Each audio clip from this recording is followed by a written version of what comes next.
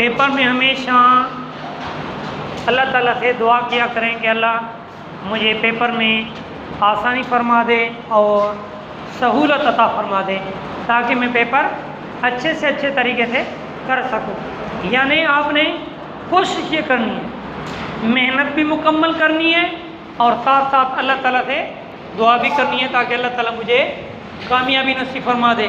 बाकी मेहनत ही ना करें, बाकी बोलें बस ऐसे पास, ऐसे नहीं होता। मेहनत आपका काम है, नतीजा किसके हाथ में है? अल्लाह के हाथ में। सीधे होकर बैठ बेटा, ये देखो।